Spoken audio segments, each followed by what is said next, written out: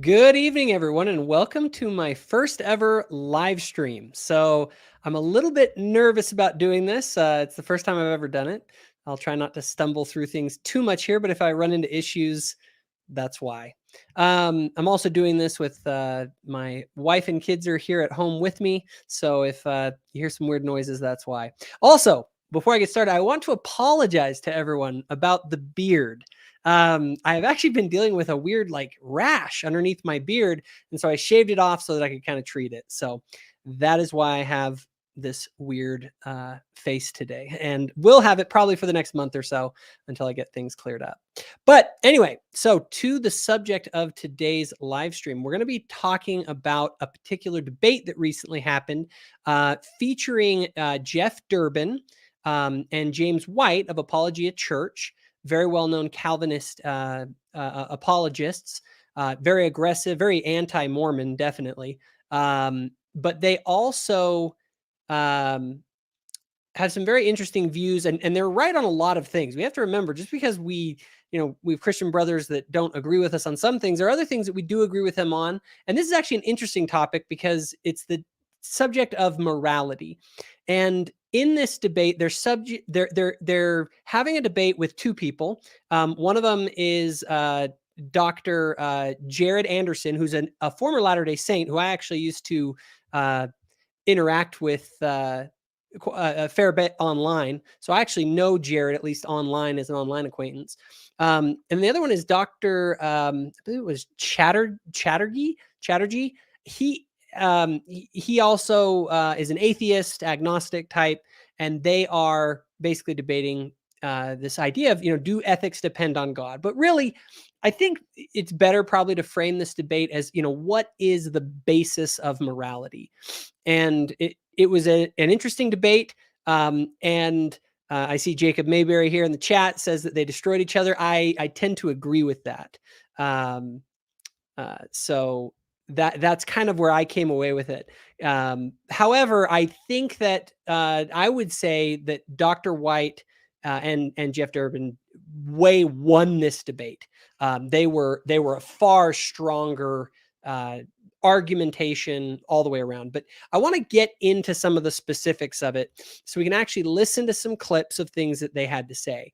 And I want to go first into some of the opening statements. So let's go ahead. I'll pull up the debate here, and let's just listen to Dr. White. And if any of you who are watching, if you guys can't hear this for some reason, please let me know in the chat so that I can make the needed corrections. Germany. Captain.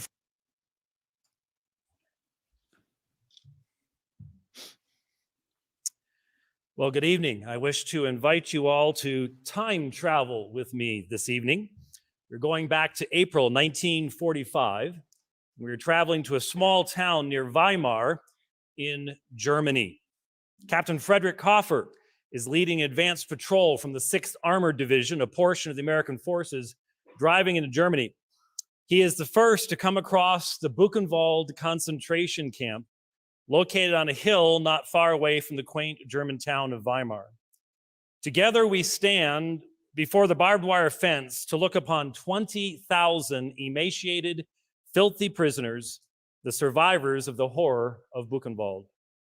The world united to destroy the evil of the Nazi regime and only barely managed to defeat it. But tonight I have to ask us all here, what if the Germans had prevailed? What if they had managed to get the atomic bomb and use it on one of their V-2 rockets against, say, London? Clearly, world history would be completely different. But here is the question for us tonight. Would the horror of Buchenwald be any less wrong if the world never knew of its existence because everyone died and the people who perpetrated those horrors were victorious? We answer that question unambiguously and clearly tonight. Ethics and morality amongst mankind exist and can be known because men are made by God in his image. Every guard. Okay, I'm going to stop there for a second.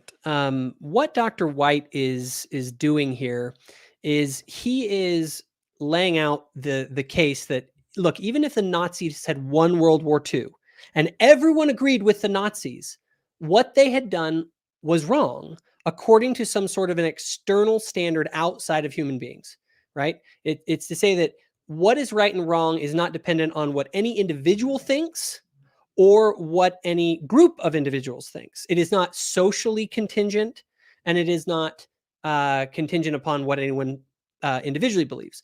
It is something objective in the world. And that's the point that he really hammers home here. So we'll continue to listen here. At Buchenwald was an image bearer of God, as was every victim. The guards and the perpetrators knew that what they were doing was evil from the start. They could not escape their createdness, nor the witness of the law of God written upon their consciences. It did not matter that they were doing the bidding of the current government in charge in Germany. It did not matter their leaders had been proclaiming the Jews and others to be subhuman. What they were doing was objectively a moral evil, and the context could not possibly change that reality. We live in a time where the numbers killed by the Nazis are dwarfed by the massacre of innocent preborn children in plain-looking buildings safely tucked into our neighborhoods all across our nation. At the same time, our cultural insanity has overwhelmed us, where we now allow 8-year-olds to choose their gender and then proceed to mutilate their bodies and condemn them to a lifetime of disease and dysfunction. We can't. Ooh, going after the social issues here. But it's interesting. He's bringing up a really great point. What is it that, on what grounds do people say that it's okay for people to do one thing or not do another if there's no objective standard outside of oneself that determines what is right and wrong? Now, I want to go quickly to some of the comments so far that I see now. Those of you who are commenting on Facebook, just an FYI, I can't tell who you are. It just says Facebook user on my end. So you'll have to go to YouTube if you want me to actually see who your name is, or you're going to have to put your name at the end of the comment so I know who it is. As I look through some of the comments here, it's interesting. Someone had commented that for Dr. White, there is sort of a challenge here because he's saying that the Holocaust was evil, but the commenter here on Facebook says, and you can comment with your name otherwise, but says that would have been the will of the triune God. And unfortunately, that actually is a really good point to bring up to your Calvinist friends, because Calvinists hold to basically predestination, that anything that happens ultimately is because God decreed it and God willed it. And so the problem is that you kind of end up in this situation where it's like for James White anyway, the people with his particular point of view, if that was evil and God, and it resulted because God allowed it to happen, well, then that means God's responsible. If I could stop the Holocaust, but I don't, I'm a monster, right?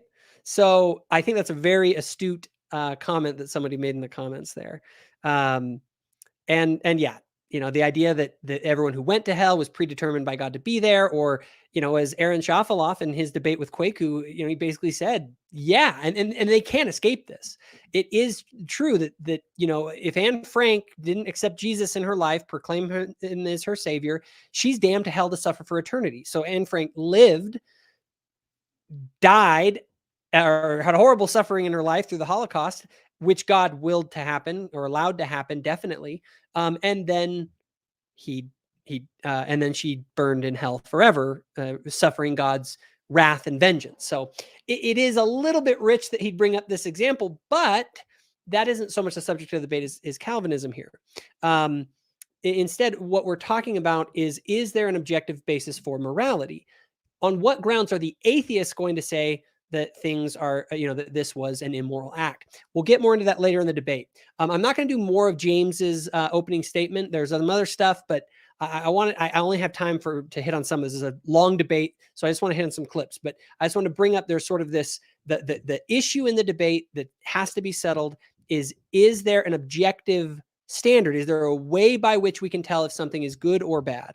Okay, so let's go ahead and continue. I'm gonna actually move on here to Jeff Durbin's opening statement. By the way, I have to say Jeff was the star of the night. He did excellent in this debate. For any of my issues with Jeff, he's a very good orator. He makes solid arguments, even if his arguments are flawed because of bad premises. He's logical.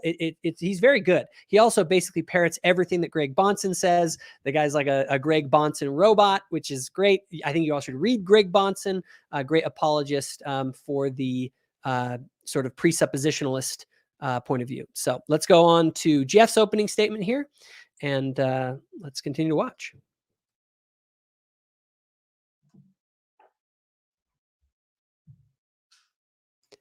So each group gets to make an opening statement, each person in each group. On a timer.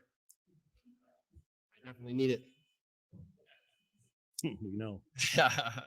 Thank you all so much for being here and sacrificing your time and attention to this vitally important subject. I want to personally ask you all to pay very close attention this evening, not only to what is coming out of our mouths, that is the claims that we're making, the things that are coming out of us, but what we are standing on or carrying into the debate.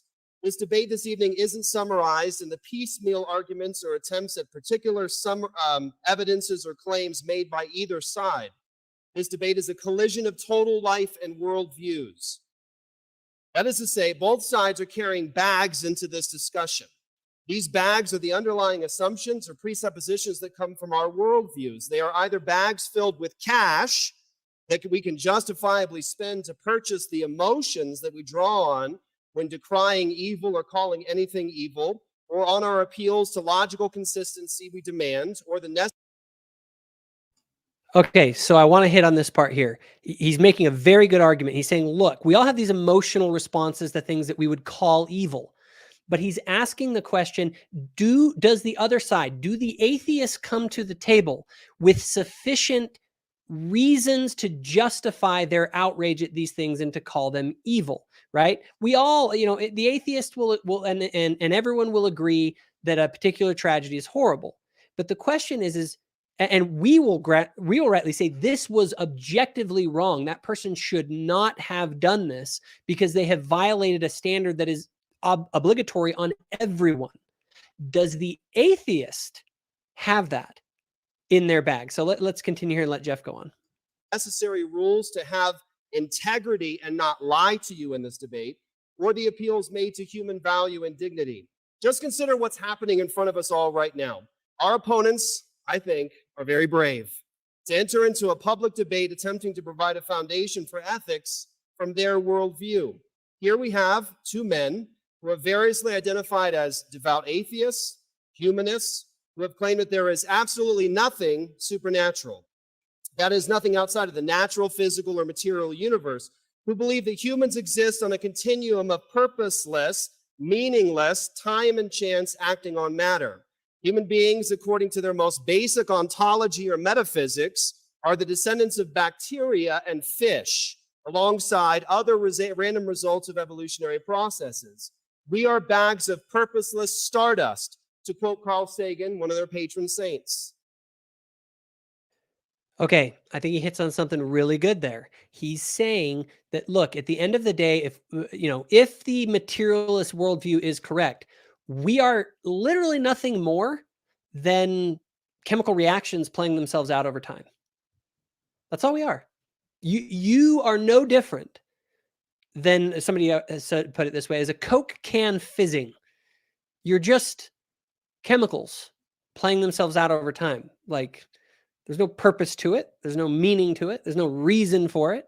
It's simply that. And he's right to ask the question, how do you justify any sort of a moral system out of that sort of a metaphysic, or that sort of that's what we are fundamentally.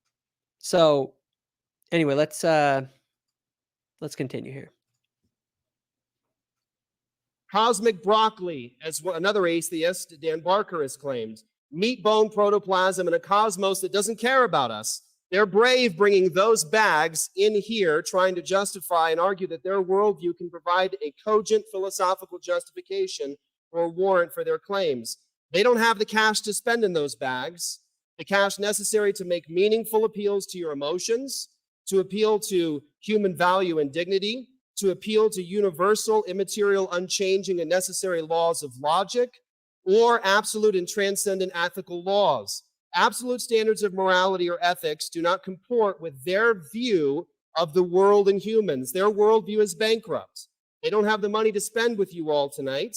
However, they will make claims. They'll assume human value and dignity, the demand for honesty in this debate, the principle of induction, or the uniformity in nature to examine evidence and trust the basic reliability. Hold up, I want to stop there. He's pointing out something that's absolutely true and absolutely brilliant. It's that your atheist friends will begin to make all these sorts of moral claims. They will say that this is right and that is wrong, and you should do this and you shouldn't do that. And he's asking, on what basis are they saying that? You know, there's a difference between saying, I would like you to do something, like it's my preference that you do something, to say that you should do something, that you have some sort of a moral obligation to do that. Now, Jacob brings up the point that William Lane Craig prevailed over Sam Harris in a similar debate. I actually watched that debate. What's funny is I actually, looking back on it, I actually think that Sam Harris actually won that debate, even though I originally thought otherwise. But we can go into that. I have a whole video on morality, which I encourage you guys to check out. But anyway, that's kind of a separate topic. Jacob, you got me off track.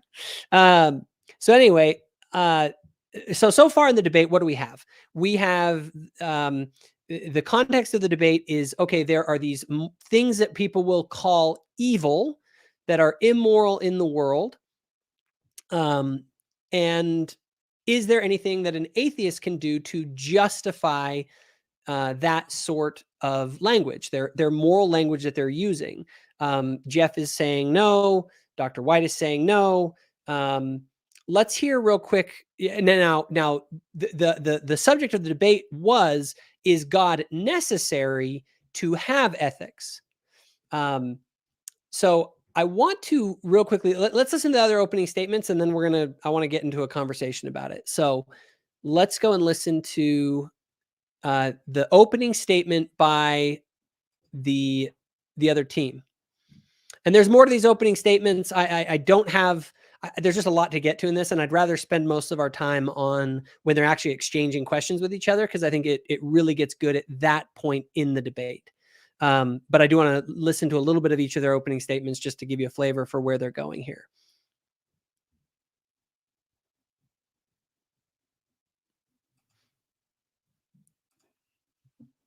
The question before us this evening, is God necessary for ethics? We'll now have a 20-minute opening statement from the negative side.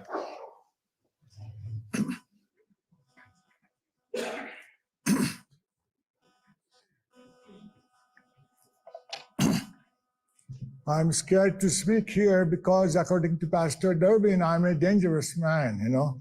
So hopefully you'll find that that's not true. In fact, I'm honored and humbled to be here in this same podium with Director Dr. James White and our pastor, Jeff Durbin. And I thank my old friend, Pastor Jason Wallace of Christ Presbyterian Church of Magna, and of course, Rachel Christie, for doing this event here. It's a great thing to do, this debate and dialogue. That's how we expand our ideas and views, get to understand each other, and that's very important, and that's exactly what we're doing. So just one note of caution, which is not per Jeff Durbin, we came here to fight. You know, we didn't come here to fight. We came here to exchange ideas, to learn from each other, you know, because I believe that that's exactly how we enrich ourselves. So we're not here to fight. We're here to exchange ideas. Just want to let you know that. Now, time is very short for an opening statement, so many of the ideas that I'm going to give you, they are in a very constrained and summary format. I cannot explain them too much because there's so many internal intricacies and all that. Hopefully, down the road in the subsequent time that we have, we'll get a chance to explain some of them a bit more. But I would like to give you an overview, even though in a summary format, to get to show you where we are coming from, okay? Hopefully that will be helpful. The question of this debate is God necessary for ethics? The answer to that is a resounding no. And Let me explain why. Firstly, when we make God the basis of ethics, and in this case we have found out it's already a Christian God that is what they're talking about. The question, of course, first is there are at least 50 major religious sects, at least 100 or so not so major religious sects, and maybe 200 or 300 minor sects and then small religious forces, movements, all that. They all have their God. They all have their gods. Okay, so the question is then, which God are you going to go for? We did not find anything here to justify their idea. Okay, so his basic point here to try and steelman it is, and someone else I think in the comments was actually making this same argument is, well, okay, well, if God is the basis of morality, then which God is it? Which God do you follow? Another comment here, I'll show it here in the thing. I don't know, it's from a Facebook user. I don't have names. If you're on Facebook, you'll have to assign your name, or you should jump onto YouTube if you want me to see who it is. But anyway, the issue from a theistic perspective is presupposing strict monotheism and a Judeo-Christian ethic. Even from that perspective, the biblical texts reflect a developing moral framework very different from how we view morality today. If any specific tribe has another god, they very well may have a different morality, as we see when comparing other world religions. My thought on this, and to Dr. Chattering here, is that that's totally irrelevant. The idea is the claims that the Christians are making, this is just to redirect to the debate, is all you're doing here. The debate isn't which God. The question is a God, is some God necessary? When the Christians talk about God as the basis of morality, which I actually do not hold, and Latter-day Saints should not hold that view, that the basis, when they're trying to say, okay, well, then there's a bunch of different conceptions of God, but the Christian would just say, well, none of those other conceptions are true. My God is the only God. It's the one true God that acts as the basis of morality. But then there becomes, the atheist points out what he's saying is, okay, well, then you have to prove your God. But that's not the subject of the debate, right? The subject of the debate is a God necessary? So I just found this to be really weak. Now, he continues to go on. I'm going to move on here a little bit to where he talks a little bit about certain moral presuppositions. Put together during those 40 years, do you know how many ideas floated around? How do you know for sure those primitive folks kept Jesus' ideas exactly the way he spelled out and they're in the Bible? We don't know that. So therefore, this sort of blind faith in the scripture, that's not a very good idea either. So you have to bring in something else rather than blind faith and dogma, okay? So what are some of the fundamental ethical presuppositions? The ones I'm going to put here, everybody should agree, regardless of what religion or outside of any religion they stand. There happen to be, these fundamental ethical presuppositions happen to be autonomy of the individual, what we call agency, individual. Wait, what? Autonomy of the individual is a universally human accepted ethical notion? Is he insane? Like, has he ever read it? Actually, to be totally honest, and I'm gonna kind of reveal my hand here a little bit. I was embarrassed by Dr. Chatterjee or Chatterjee or whatever it is. Dr. C is what I'll call him. He was honestly embarrassing in this debate. The fact that he has a PhD was like shocking to me, because like to go out there and make this claim that, oh, well, you know, there's just these universally accepted ethical standards that we have. It's like, what are you talking about? Human beings, especially human autonomy, that is a very specific, culturally contingent idea that emerged because of the ideas primarily of the Western tradition in the Western world, the Western Christian tradition primarily. So it's just absolutely absurd that he's saying this. So I'm going to continue and just listen to the other ones that he says. Cannot be a robot. To be a moral agent, that person has to have autonomy, okay? Everybody should agree with that. Then reciprocity. It's not about if we agree with it. It's if we're obligated to actually believe it. Is there some, like, are people like, okay, so some people think people deserve to be treated as autonomous beings. Other people believe that they can own other people. Like, he's not, anyway, I'm sorry. This one gets me a little excited. Which we often call the golden rule. It's there in all religions. In fact, it has been there in human history in all religions way before Christianity came into being, in Buddhism and all other religions. Okay, another just terrible argument. Yeah, we know that other religions preach the golden rule. That the thing here is that we're not. The thing is why does anyone have to follow the golden rule? Like, why is there any like? And also, the golden rule is not universal. Like, are you kidding me? Like, people have been like, don't treat others the way you want to be treated. Treat your tribe the way that you want to be treated, and then kill everybody else and dominate them and enslave them. Like, that's the human norm. Like, I don't know what he's talking about. Second of all, the idea that other religions or even atheists talk about the golden rule, well, great. We say that moral truth exists. We didn't say that Christians are the only people that talk about moral truth. We don't say that we as Christians came up with moral truth. We say that moral truth exists independent of what you think. Like, it is a morally true statement. And so it's just, it's absurd. And honestly, I'm kind of embarrassed for Dr. Chatterjee and the way that he did in this debate. So he goes on to talk about, let me just look here at some of my notes on this,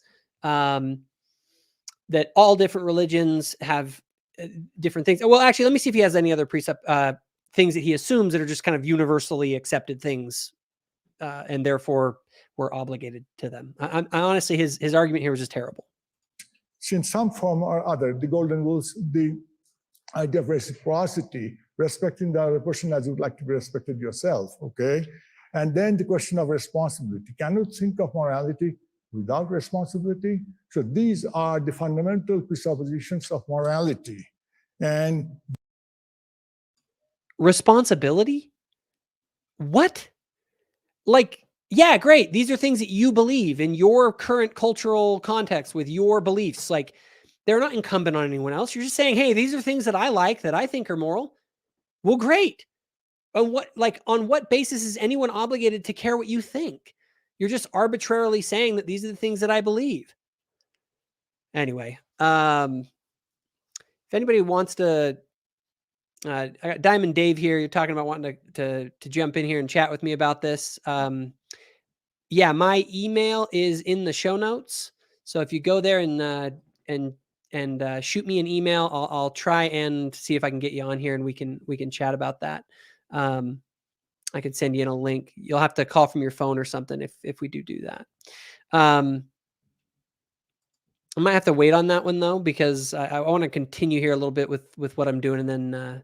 But if you are interested in coming on, anybody wants to, see the email in the show notes, and then shoot me an email with the subject that you want to talk about. And if I have time, I'll try and get you on. I'll announce that when I'm going to do it as well, or if I'm going to have you. So I'm trying to work out the logistics of this just so y'all know. It's a little bit tricky. Anyway, so he goes on. Talks about caring and cooperation, that this is a human enterprise. Something really ridiculous that he says. He says that ethics can't be based on dogma. And I couldn't help but laugh and be like, that's a dogma. It was absurd. Ethics can't be based on dogma. That is a dogma. That is a belief. I don't like, his arguments were so bad. When you guys watch the full debate, I was embarrassed, honestly. Now, Jared Anderson, who I've interacted with before, he's the guy who gives the next part. And I thought that he did a good job here. I don't think that he was sufficient, but I do think that he was much better than his debate partner. Every time his debate partner got up, I was like, I just cringed. Real quick, let me take a look here. So Jared comes up. He says basically that it's kind of an impossible debate that they're having. And he makes this point that there is something to be said about this, that their argument is tautological, or in other words, it's a circular argument. Let's go take a look at what he says. It's around the 40-minute mark, roughly. Let me see if I can get this here. You can believe that God is necessary for ethics. Thank you, Pastor Durbin, for spending your time arguing a version of our side. Makes it efficient. I don't know whether it's appropriate or inappropriate as the closing member of the opening statements to observe that this is an impossible debate. You should feel impressed that we are trying to pull it off. Are you not entertained? Name the movie. You can believe that God is necessary for ethics. You can presuppose that God is necessary for ethics. We may have seen some of that tonight. But I believe it is functionally impossible to debate that God is necessary for ethics. Yes, we can reduce our definition of God so much that it becomes tautological and God becomes necessary for ethics. Okay, if God is whatever brought us into existence and existence is necessary for existence, then yes, in some minimal way, God is necessary for ethics. God is demonstrably real. You were not expecting that, were you? In that God is an idea that people, most people, actually believe in, making God an intersubjective reality. Intersubjective should be the $20 word that you walk away with. You could also assert that humans are functionally God, a position that I support, but these minimal definitions of God cancel themselves out. If ethics are a human phenomenon, or more precisely, an extrapolation of social behavior of living creatures, then God is not necessary for ethics. The question of whether God is necessary for existence would be an interesting debate. The question of which conception of God is most ethical would be another interesting debate. The question of whether belief in God is helpful for morality would be yet another interesting debate. That's a debate I would probably be on the affirmative for. But that's not the debate we are having in this moment. I'm using morality to describe the system of belief relating to what is right and wrong, and ethics as the analysis of that system. Either to establish or study it, ethics is the art and science of studying morality. We could also have robust... So it's interesting here. Jared is talking about morality as a system of sort of a discussion about what is right and wrong, and isn't really providing a basis for morality. He's more just saying that morality is like what we talk about when it comes to right and wrong, but he's not providing any sort of a foundation that would actually ground that, which is sort of what the Christians are trying to propose here. So let's continue. Debates about the ways that the idea of God and belief in God is problematic for ethics, which perhaps we'll get into a bit later.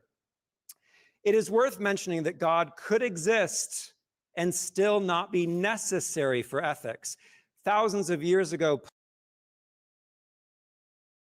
Plato asked, which is bigger, God or good? Is the pious loved by the gods because it is pious, or is it pious because it is loved by the gods?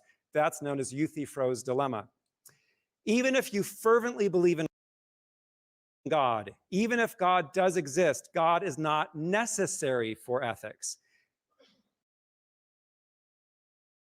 Okay, this is a good part of the debate. Jared is right to bring up the Euthyphro dilemma. I wish he would have hit harder on this point.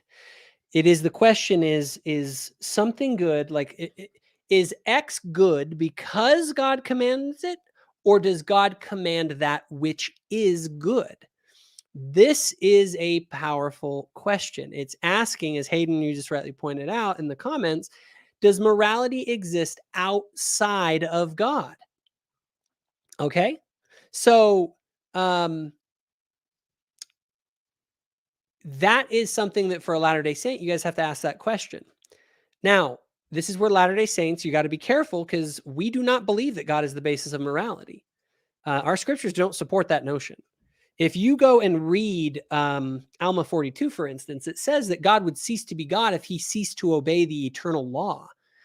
That means that there is a standard outside of God, which God himself is subject to. Now, the Christians freak out about that. They're like, what? That means that other thing is greater than God. And we actually, yes, we believe that God is subject to the laws of reality. Okay? Now, what and he should have pushed that harder, because what he's saying is, let's say that, like, I use this example. You want to evaluate God. Like, how can you tell if God is good or not? Why would you even call God good if God is the standard of goodness, right? You're saying that, like, what if God was horrible and just abused you and hurt everyone else? Then why would you call him good? Good is actually, here's what the good is. Here's the standard of morality, everyone. It is the effect of an action's effect on your well-being is what you determine as good, right? And so God is good because God can enable you to have the highest well-being that's possible. Okay. And the devil is bad because he does the opposite. Now, let's just say that in some alternative universe, God was causing you the ultimate harm possible. Why would you then say that God was good just because he was God and that was his nature? So you can't, there's no way to judge God's actions at all in any sort of a moral sense if he acts as the standard by which everything is judged.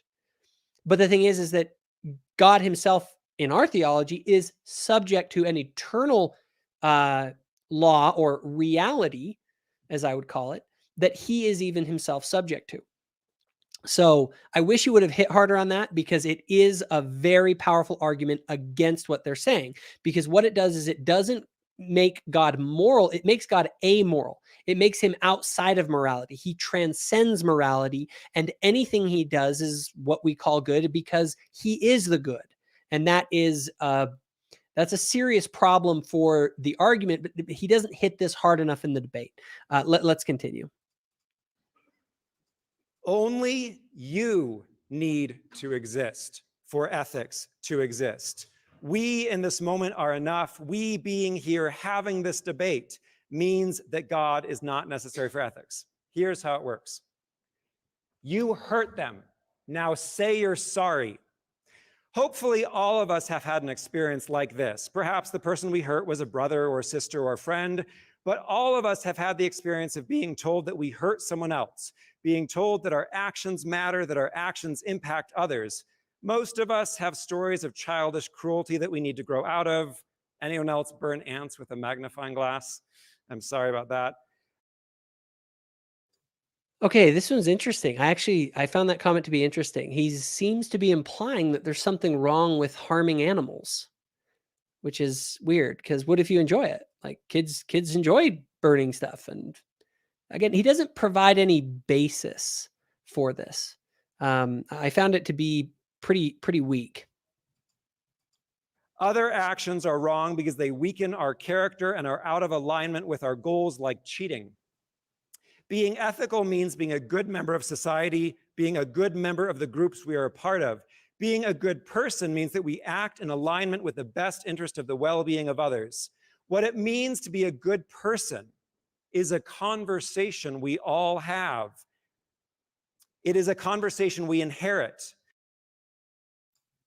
Okay, I want you to notice this. He's talking about the good being a conversation we all have. But the problem is, there's sort of a problem. You go back to James White, what he said at the beginning of the debate.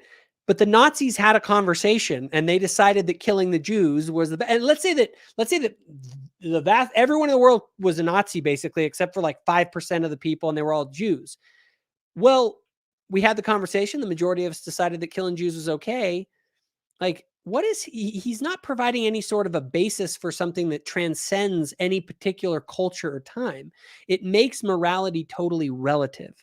And not only that, there's another problem. Is it relative to the individual or to the society? Right? Which is another problem that he runs into. Anyway, I got Diamond Dave here who wants to get on the program. Diamond Dave, if you want to go and check your email, I'm gonna shoot you over a link here to jump on with me, and I just sent that to you. So if you want to jump on, we can chat a little bit. Anyway, so let me pull this back up.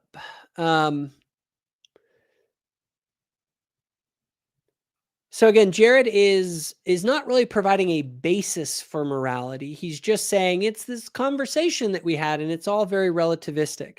Let me go here to let me continue with Jared's comments until old Diamond Dave joins me. It is a conversation we have throughout our lives. If you want to confirm that ethics are innate, just cut cake at a 6-year-old's birthday party. God is not necessary for ethics because ethics are a part of life. Ethics emerge from us sharing life together. It is the task of a lifetime to understand that other people matter just as much as we do. Far too. What? Why? Why? He just asserts this. He doesn't make an argument. Watch. He doesn't make any argument to back this up. Many of us never get to that point. Even though even toddlers can begin to understand that different people have different preferences. There was a great experiment involving broccoli and goldfish. The toddlers could not understand why adults want broccoli. Ethics can be distilled to a single equation. Every action should be defensible to the ideal version of all those impacted by that action. Again, just a naked assertion. Why? That's dogma. That's just your new religion that you have. You know, treat everybody really well. Think about everyone else who might be affected by your actions. Like, no, there's no reason to. And the thing is like, all right, let's see, how big do we draw our circle? Like, who fits into this? Why is it just humans? Why did he was just talking about ants? Do we need to worry about how ants are affected? Well, why would we go and, build a shopping mall and destroy the lives of millions of ants? It's arbitrary. It's just, again, there's nothing to this. And to just assert that human beings have dignity and human beings have worth and, you have to follow this stuff. It's just crazy. So anyway, I'm going to bring on Diamond Dave here as a gift. Dave, I'll just call you Dave here. I'll bring you on here. Dave, you there? Can you hear me? What's going on? Can you hear me? Yes, I can hear you. Thanks for coming on. No, thanks for having me. You're my first ever live stream guest. This is cool. Well, yeah, it is cool. I actually been watching your stuff for a minute from Midnight Mormons. That's how I found you. And then Awesome. Midnight Mormons came onto my stream. So onto my page, and they hang out occasionally, but it's good to see you. Anyway, the topic I wanted to bring up was earlier the gentleman indicated that, the golden rule and human autonomy is universal. Now, I come from a Hindu cultural background. I have family and friends that are Hindu. And I want to know specifically what golden rule he's referring to, because the golden rule, treat others the way you want to be treated, according to the Bhagavad Gita, for instance, and the Hindu code of Manu, the Manu Smriti, that does not apply. One of the most obvious ways we can look at this is the caste system and the whole point of arranged marriage being a moral imperative. So castes do not intermix. They do not mingle. If you were to go to India and you say, you're with friends of a higher caste, you can give things to an untouchable called a Dalit. You can give things to a Dalit, but you cannot receive it because it's tainted. The golden rule doesn't apply. Yeah, so how is it universal? And even if see, the thing is that even if the human beings, even if we all agreed that something is right, it doesn't mean that we all are right. Like, let's say you and I, okay, we decide right now that murdering the Jews is a good thing to do, right? Like, if we were to do that, there'd be the two of us who have come to that consensus. And if we were the only two people in the world, that wouldn't suddenly make it right. Like, well, that right goes and back wrong, they seem to be assuming that right and wrong is determined by consensus. But just because something is universally accepted doesn't make it right. You have to ground it in something outside of human desire, as I see it. Well, and that goes back to my original comment that I made that Snagrit, shout out to Snagrit, by the way, said amen to. And that comment was, what is a good person and what authority deems that as such? Because like what you're saying, if we go off a consensus, honor killing, well, what? Muslims and Hindus, culturally, that's acceptable. That's like what, 3.6 billion people. So if we look at the population of the US, 336 million people, if we were to use consensus, logically, honor killing is morally acceptable because there are less Americans than there are Muslims and Hindus globally. Yeah. And that just doesn't, practically, that does not work because when it happens, everyone freaks out. Yep. And the thing is that's the thing is you have different moral systems amongst different groups. The question of that debate that they're having is there some sort of a way to adjudicate that one system is right and one system is wrong, either in the world today or in the vast history of humanity? And for anyone to appeal to a consensus of people as the standard doesn't solve the problem. Even if you had everyone in the world agree that something was right, that doesn't make it right. Yeah. And we all innately understand this. For sure. And, one thing that I've been thinking about recently, and I'm glad you're doing this video, is, the concept of moral relativism is, different nations and different people, different religions have their own moral systems. Well, where does moral relativism come from in the first place? Like, in order for there to be moral relativism, there needs to be morality at its core. And that has to have a single source. Now, I'm sure we could all disagree on different morality and, ethical practices and things like that. But at the end of the day, all those variations have to break down to a single core source. What is that source and where does that source come from? Yep. Well, and one thing I would say, and I want to make sure everyone understands this, is, and they didn't do this in the debate, and in my opinion, it is the biggest problem with the moral debates that people have, is that they're not actually defining what they're talking about when they talk about morality. And as I have come to look to understand morality, the Christian will say, well, God is the good. So when you're talking about morality, you're talking about God. That's absurd, the way I see it. And I could talk to people about why. Morality, anytime people use morality, they're talking about suffering and well-being. Anytime, the conversation itself, just fundamentally, is a conversation about a particular action's relationship to suffering and well-being. And now we can debate what act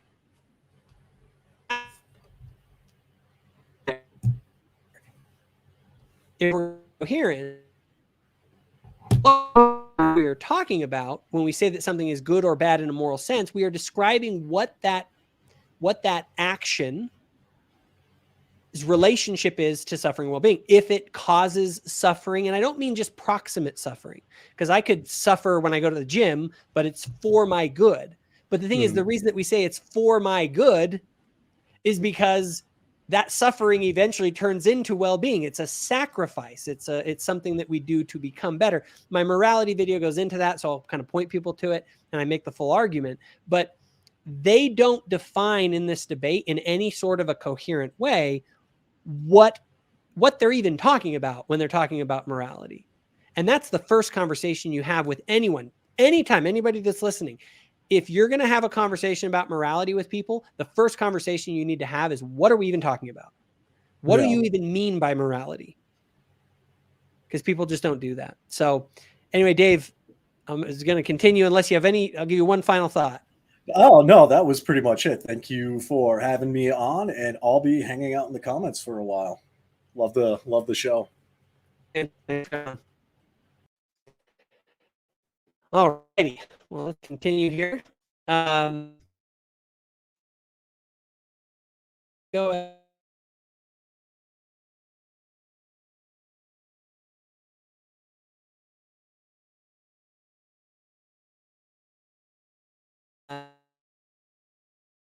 the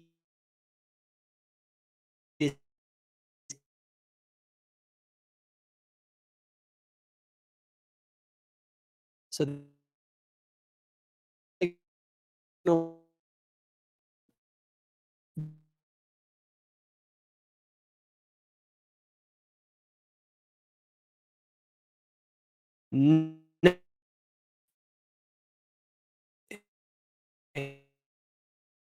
back here to the because Every action should be defensible to the ideal version of all of those impacted by that action. We should avoid hurting others because they matter the way we matter. If we have to hurt them, we should be able to explain and defend why we are hurting them, like there's a wasp on their head, or they're paying us to hurt them because we're their personal trainer. Ethics exist because you exist. If you don't exist, please do come talk to me after. Humans exist, we exist. We are talking about ethics. Again, ethics are a cultural conversation. We inherit social norms. We grow up with family traditions, some healthier than others. We navigate preferences and needs of our loved ones. All of these decisions and requests and conversations involve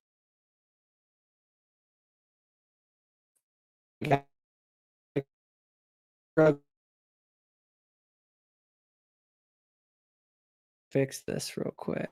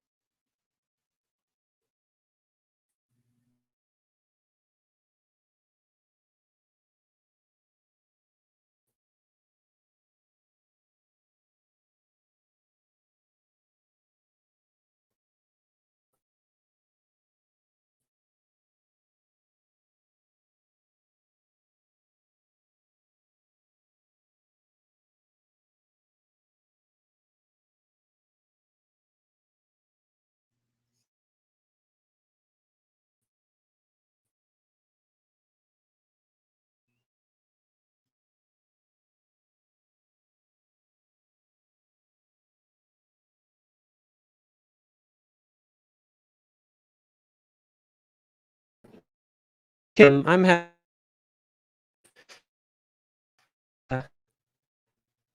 with my connection.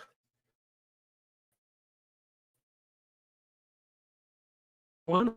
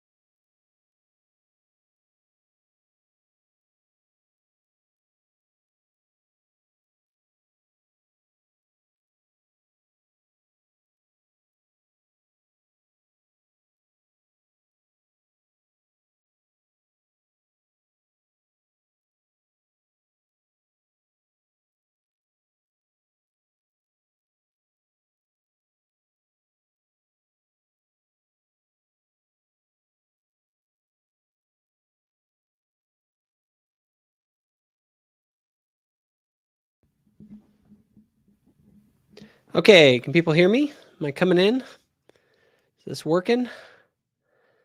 All righty. Hoping I got a better connection here. I think I got my sound working again. All right, everyone's happy to see me back on. All right, here we go. Good. Here we go, everybody. Anyway, sorry about the technical difficulties, guys. This is my first ever live stream, and of course, my internet at home decides to be ridiculous. Dave, you broke the stream. That's right. All righty. So we are talking about, let's get back on track here. To him saying that the only thing that needs to exist is you in order for morality to exist. And that actually is a valid argument, because when we're talking about morality, we are talking about the effect of a given action on your well-being or suffering. That's why you will call it good or bad. If anybody wants to debate me or something, just go ahead and please send me an email. And my email is in the show notes. And then you can, when I get your email, I'll try my best to get you on here. Let me go to. All right. I got. Hold on one moment. All right. Let's go on with this next section of the video, and then we will. I'll go to people that have sent me in emails and see if I can get some of you guys on the stream. If you have sent me one, if you want to debate something, like if you disagree with me about something, be sure to make that known in your email that you send to me. All right, so let's continue here with what Jared is talking about. Of ethics. In the entertaining book, How to Be Perfect, Michael Schur, the author of the excellent show The Good Place, reviews major ethical theories. I'm a fan of Aristotle's virtue ethics, which describes a balance of ideals that we should all strive for. I believe that all of our traits can be expressed in a healthy, virtuous way. Utilitarianism seeks the greatest good for the greatest number of people, which I feel is best balanced by focusing on well-being rather than pleasure. Deontology seems like a dodge to me, a fancy way of saying do the right thing without necessarily explaining how to define right, but functionally the right thing is yet another intersubjective reality established through intergenerational cultural conversation. See what he did there? It's an intercultural, intersubjective. It's basically the group, the people. We decide what is moral. It's a human convention. That's one of the keys to their argument.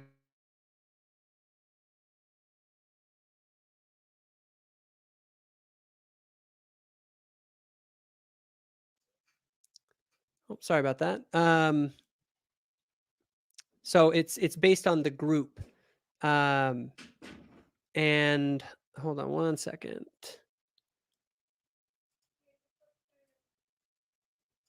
So it emerges from human beings. I do not find that compelling at all, because human beings all have different opinions about what is right and what is good. And so if human beings are the basis of morality, then there is no such thing as morality. There is just power and preference. There's what do you prefer? And then do you have the power to get it? That's basically it. So I'm going to let him, I'm going to continue here with it, just so we can continue to listen to what he has to say. Of very smart people have explored interpersonal ethics, which I am describing in my arguments. Emmanuel Levinas emphasized our basic duty to the other. Similarly, T.M. Scanlon's book, What Do We Owe to Each Other, emphasizes interpersonal morality, which requires that we be able to justify our conduct to others. John Rawls' Veil of Ignorance uses our self-interest to pivot towards what others want and need. Carol Gilligan's Ethics of Care also focuses on interpersonal relationships and our duty to care for others. Okay, interpersonal relationships. Want to make a little comment on this. He's basically saying that people are an ends to your mean, or a means to your end, right? That I don't see why he would ever say that people are ends in and of themselves, but rather that you care about other people because they can help you out. This is sort of the human cooperation argument. It just doesn't fly, because that reduces other people to means to your ends rather than means or ends in and of themselves. But we'll continue. Seems obvious when we talk about it, but applying these principles in our lives requires mastery and more self-awareness than most people prefer. When I was a believing Latter-day Saint at UNC Chapel Hill, I expressed my faith, bore my testimony to my then PhD advisor, Bar Ehrman, thusly: one of two things is true. Either God exists and God communicates to us through our physiology. Actually, I'm going to stop it there, just because he goes on with some stuff, but there's too much to get to in this debate. I could be here all night, to be honest. I got to be careful how far I go with this. I got somebody who wants to debate me. I don't have a name with him, but I will. I'm going to shoot you over an email. Disagrees with me about some stuff here, and I want to get him on the show. Guys, I will try and get to you. I really will. I don't know if I will. I have a lot of people who've emailed in that want to jump on the show, so I have to kind of select it. So really make your pitch. But I do prioritize people who disagree so that we can kind of bounce some ideas off each other. So anyway, I'm sending you over. It's some Asian writing. I don't know who it is.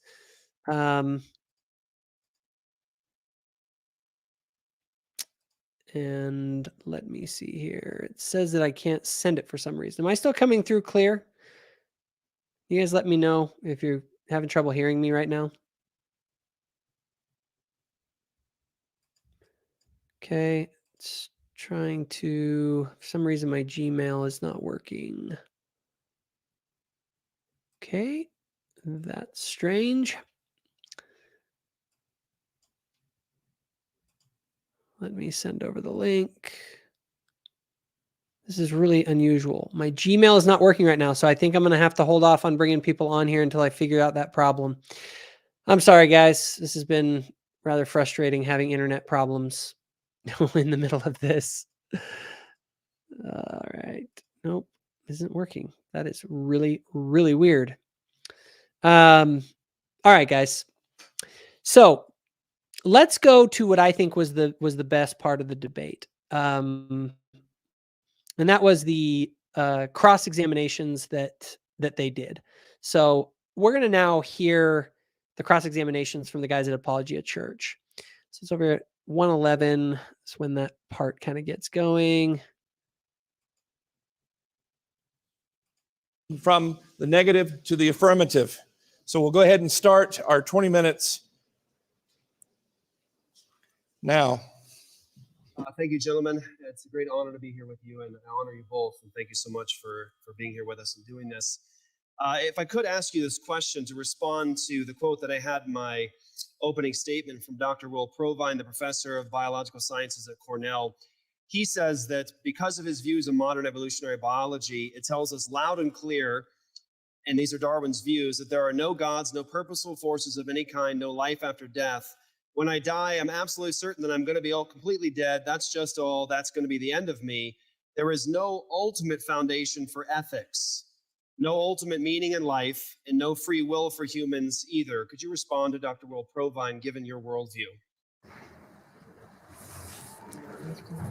Yeah, I agree with the beginning of that. I do personally believe that when we die, our consciousness most likely does not persist. I would comment on the ultimate versus greater, because I think that's very, very important. It is true that questions of meaning are not objective or absolute, and that is an amazing, wonderful thing. Because again, that means that each of us is able to determine what is meaningful to us and what is important to us. I honor the fact that for many here, Christ and the Bible are guidelines for meaning and purpose and ethics. I celebrate that. You need to use the Bible very carefully. But that is not the case for everyone. The important thing that makes it greater than us individually to answer some of the questions, as far as like, aren't there just billions of points of view? Well, yes, there are billions of points of view. But again, we are all part of the conversation. And so in response, yes, even if there is no life after death, even if there is no absolute meaning, that means that there is life before death. And there is meaning before death. Mr. Anderson, I don't think you answered the question, so I'll ask it again. Please do. He says there's no ultimate foundation for ethics given your worldview. Yes. No ultimate meaning in life and no free will for humans either. You say that it needs to be meaningful to us. It's at least meaningful to us. Was it meaningful to the Green River Killer, Gary Ridgway?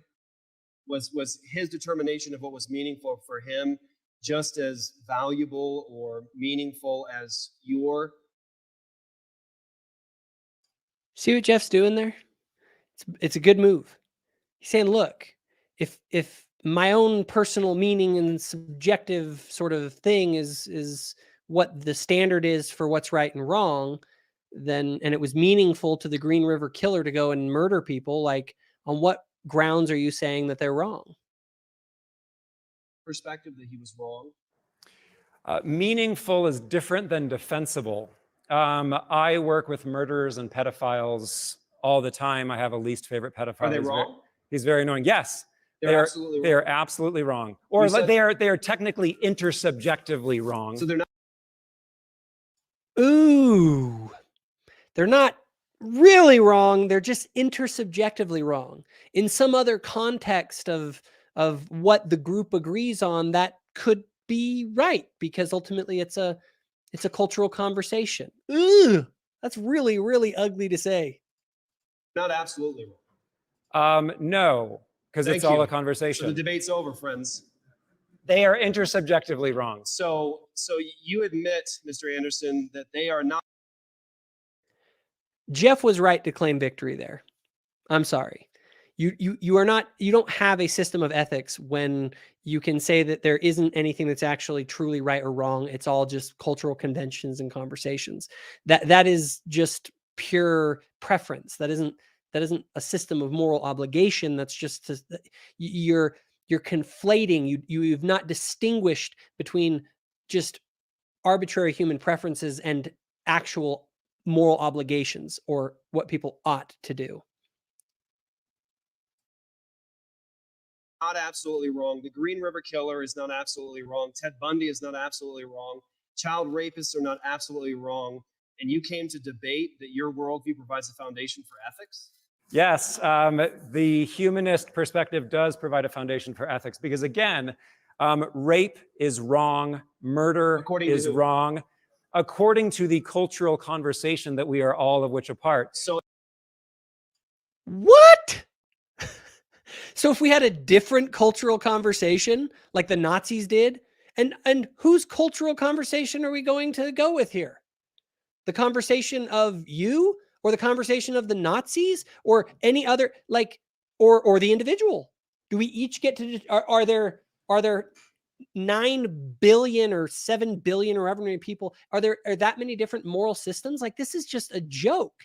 Yeah, I mean, Jared, just, I'm sorry, that's not a moral system. That's just to say that people have preferences. And yeah, we all know that.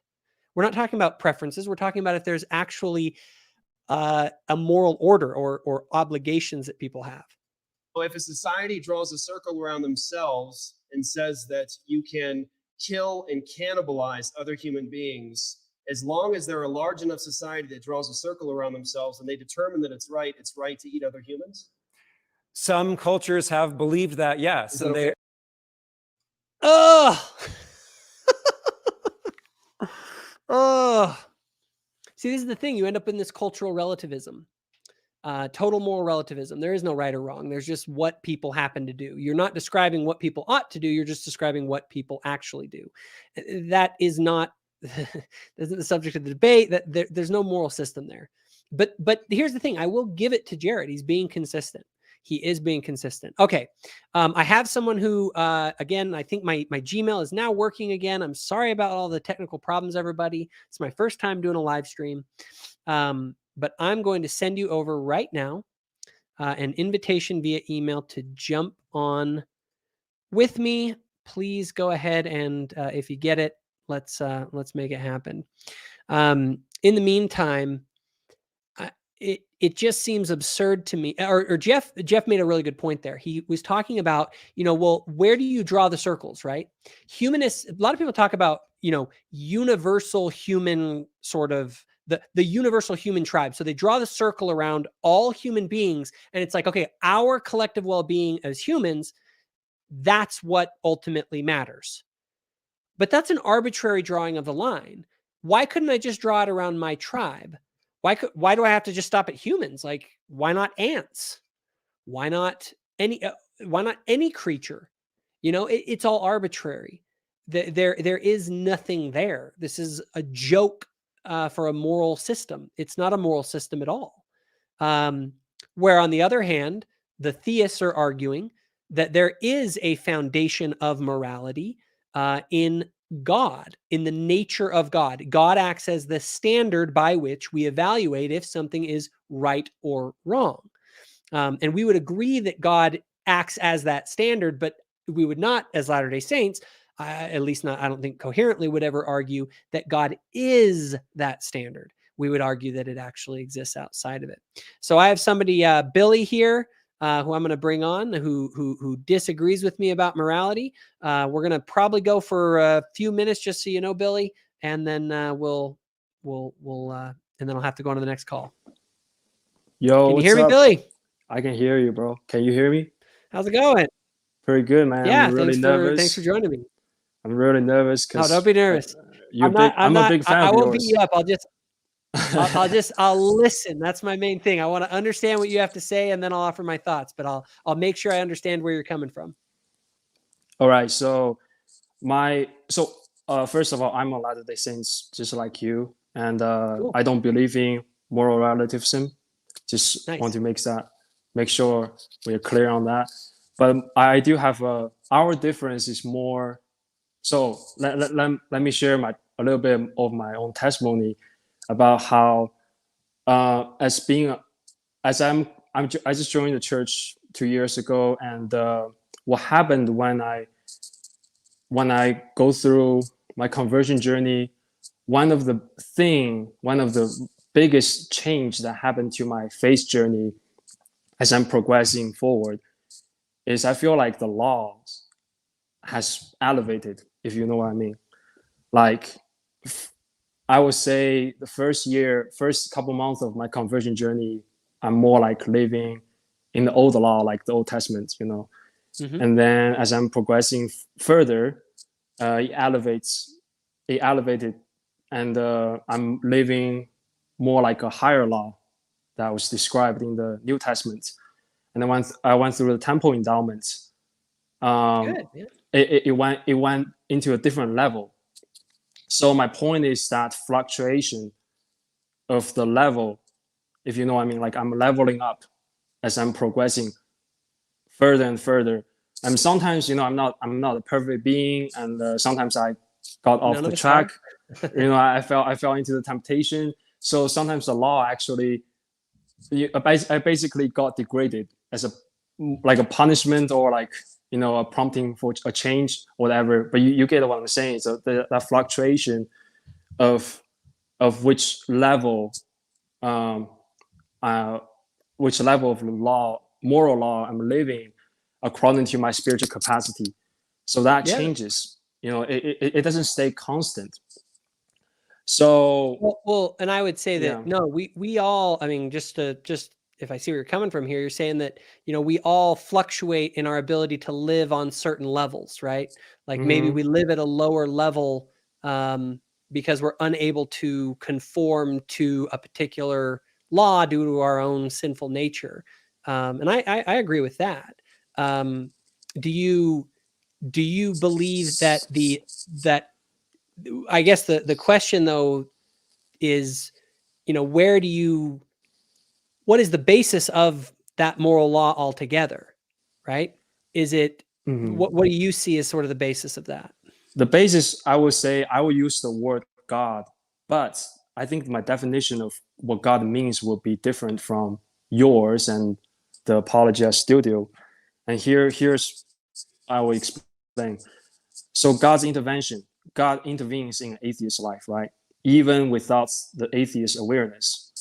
So an atheist might be living a secular lifestyle, and his moral basis is just secularism, has no God, no concept of God was ever evolved in that moral system.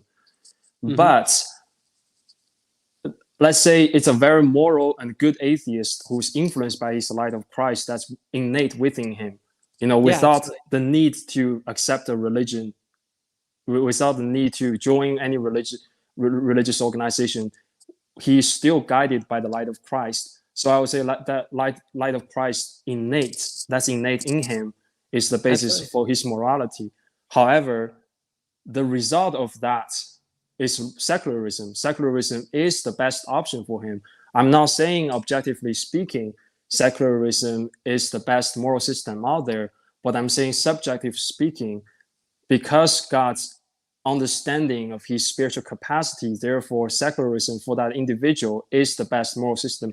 If you actually, it's the, let's say it's the highest level of truth that they've been able to attain. The question is that I see what you're saying, in that that's the best that they have, and you're right. And we want to try and add to the light and truth that they have. The thing is that only the gospel of Jesus Christ can provide us with a basis to understand why we have moral obligations at all of the type that we talk about, right?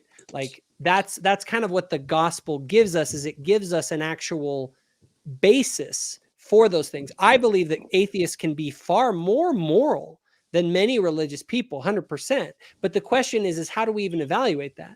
We have to use a lens that says that there is such a thing as right and wrong. I'll give you one final thought, and then I got to move on to a little bit more. Okay.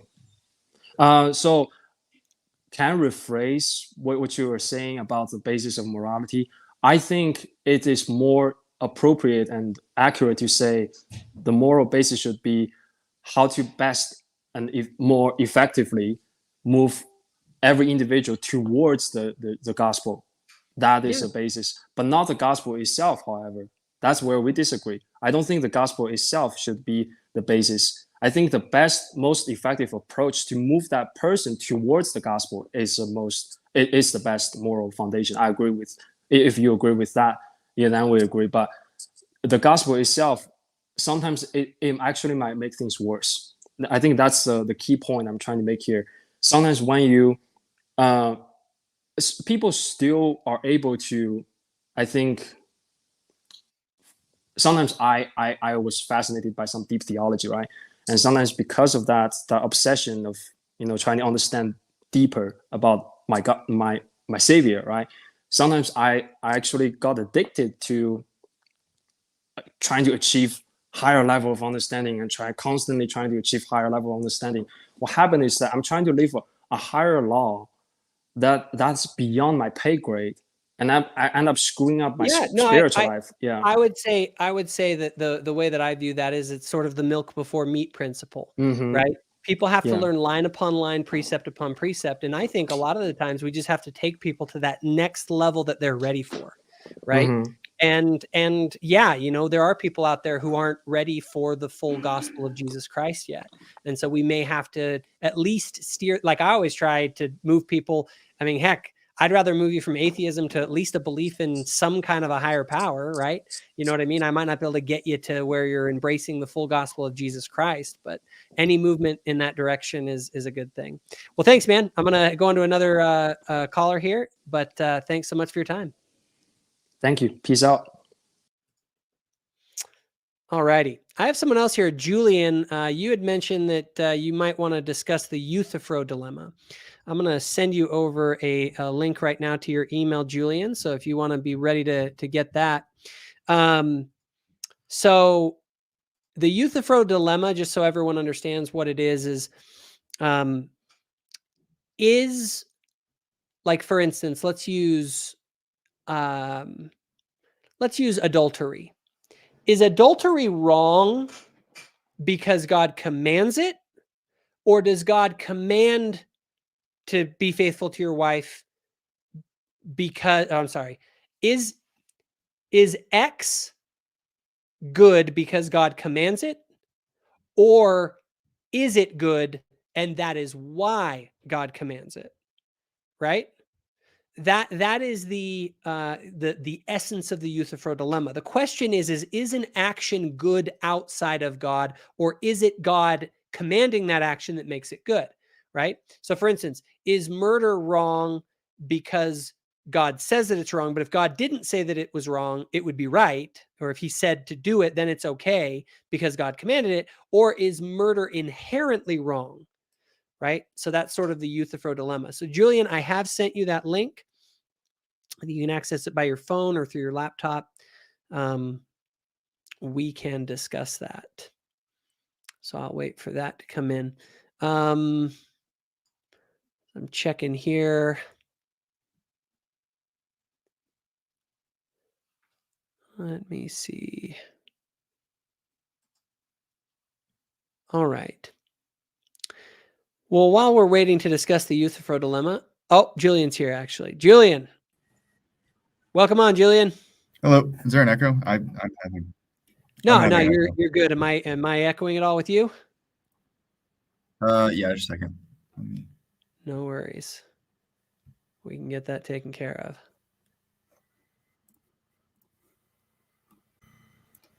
Okay, there we go. Anyway, Julian, thanks for coming on, man. Still getting echoes? Any issues? I am still, yes. Oh, okay. I don't have any echoes on my end, so I'm good here. Okay. If you want to take off the earphone, maybe that just do it. Yeah, just I had with it the off. computer. I had it off before, but it was still echoing. Let me try. All righty. Is it you that's echoing, or is it me when I talk? It's both. It is? Okay. Yeah. Well, it's like a 2 or 3 second delay. Oh, really? Oh, that's annoying. So I'll hear you, and like 3 seconds later, I hear you say the same thing, and then. Well, let's try re-entering the chat again here in a second. Okay. I'm going to take you off.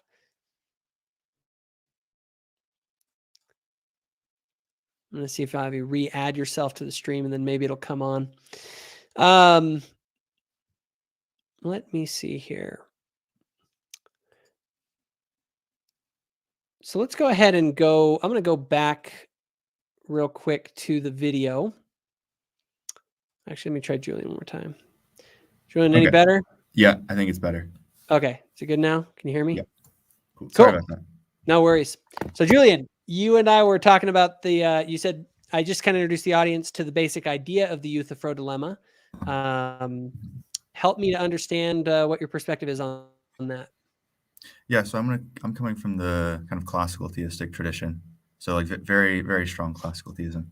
So what's your particular religious denomination? So I'm Catholic. Okay, very cool. Yeah. I went to Catholic schools, by the way. Oh, cool. Yeah. Yeah. So my view of God is just that he's absolutely immutable. It's unchanging, timeless.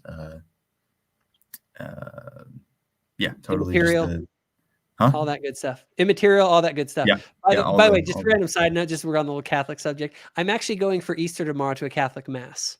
Oh, really? Of my own free choice. I'm not even being invited, but I kind of want to take my family to one, and I do enjoy the mass. So I figured Easter is a good day for some ecumenical kind of hand holding, and I enjoy what the Catholic Church has done for me, actually, in the Catholic education that I received. So just my little shout out to the Catholics. Cool. So anyway, so Euthyphro dilemma: God immutable, immaterial, unchanging, basis for being, all that good stuff. Yep. Yeah. So my take on the Euthyphro dilemma is basically that it doesn't really make sense as a dilemma for classical theism, because I think it only makes sense if you have like a view of like divine command theory, where it's just God's issuing out commands and those are good because they are. But for classical theism, we're just gonna, well, we're gonna identify God as just how do I say, like, God is kind of the final cause of all of our choices too. So all of our choices, we're aiming at something we perceive to be good, whether that's pleasure or power or just beauty, truth, whatever. And so the classical theist claim is just that those are all just different kind of names for God, or different manifestations. Manifestations. Yeah. Yeah. Those are just finite manifestations of the divine nature. What we you would say that what we call the good is God, right? It's his nature. And so it isn't that the goodness is emergent from God's commands as much as it is emergent from God's nature. Yeah. And so therefore what we describe as the good is different manifestations of God in the world, and therefore God acts as the basis of those things. So it's not divine command theory. Maybe we would call it the divine nature model of the basis for goodness. Is that a fair kind of steel man? Yeah, I think that's good. Generally, classical theists would hold to like natural law theory, but we don't have to go into that. So yeah, and I would say I respect that viewpoint. I think it's an interesting one. However, here's where I have a hard time with it, because I still need a standard by which I could evaluate if something was good or bad, right? If, like, to even judge God, right? Would I call, you're kind of saying, okay, there are these things that bring about well-being, beauty, truth, whatever you want to call it, the good. These things bring about well-being, and then we are then post hoc labeling those things as God, right? Which, in my opinion, is in the way I view it is that still makes the standard the fact that it brings us well-being, right?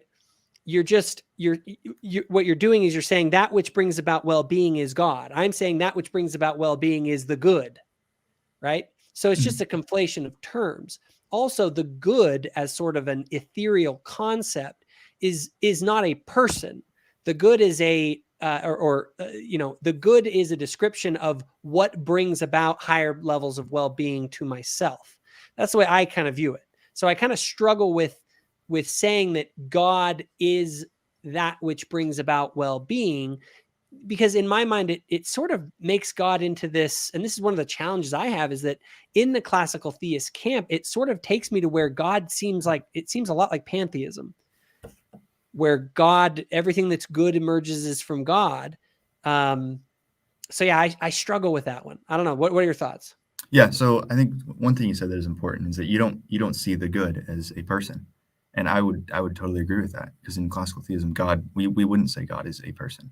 And so with your concern with like pantheism, or I guess another way of like, I don't know, like when I first heard of classical theism, I was like, okay, well, God's just this kind of static entity out there. This is kind of weird.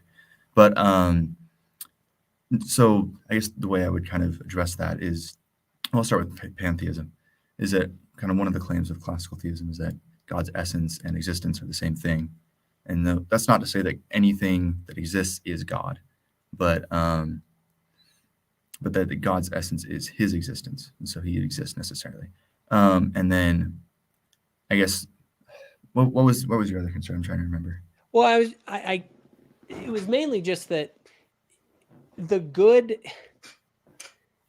if God is not personal in any way, if God is, again, it seems to reduce God to sort of a concept in my mind rather than an actual entity in the universe, or even outside. It doesn't seem to be anything in particular, because God is love, God is beauty, God is Jesus Christ, it's like you're describing so many things that you're not describing anything. You're just sort of pasting God, the label God, on all sorts of things that you like and saying, oh, that's God.